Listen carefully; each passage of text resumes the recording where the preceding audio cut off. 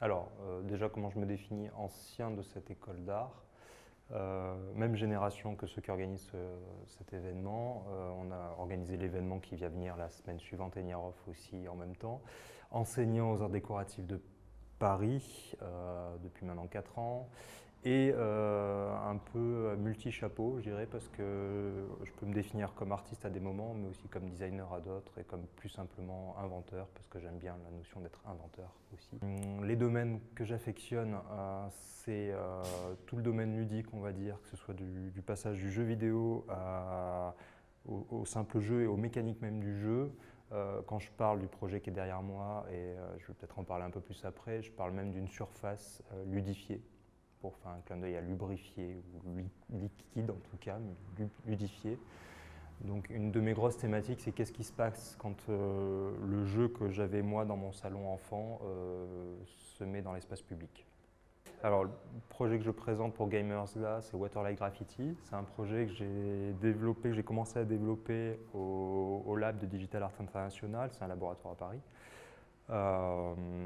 L'idée du projet a émergé lorsque j'étais en workshop, invité en workshop en Chine. J'avais fait tout un travail sur le device naturel, l'interface naturelle. Plus j'avais observé ce comportement, enfin c'est pas un comportement, c'est une pratique qu'ont certaines personnes de calligraphier par terre avec de l'eau, les écritures chinoises. Et elles calligraphient avec de l'eau, ça disparaît, donc après ça sèche, elles peuvent recalligraphier et refaire des démonstrations. Et c'est quelque chose, c'est une pratique qui a commencé à m'intéresser. Et je me suis demandé si je ne pouvais pas avoir une sorte de pratique avec des nouvelles technologies qu'on a aujourd'hui, mais en espèce de garder ce symbole-là, très simple, d'écrire des messages et d'avoir des messages qui disparaissent. Presque à l'image de messages qu'on poste sur Facebook et qui disparaissent finalement assez vite. Donc j'ai commencé à bosser sur cette idée, je suis revenu de Chine. Et j'ai présenté un tout petit prototype à la ville de Poitiers en 2012 qui m'a invité à faire une grande version en juillet 2012. Depuis, ça a pas mal tourné et je le montre ici à Gamers. Et ce projet-là, c'est l'idée de développer un projet qui potentiellement pourrait se retrouver plus tard sur des immeubles directement en version matériaux pérennes de longue durée.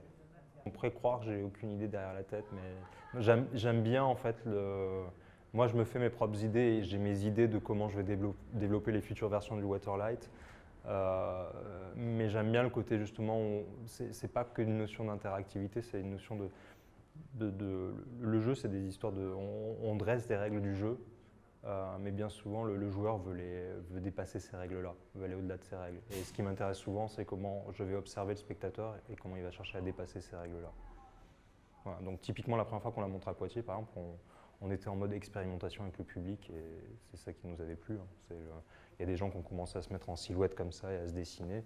C'était pas forcément des choses que j'avais prévues et j'ai pas envie de les figer dans un truc que j'aurais prévu moi-même.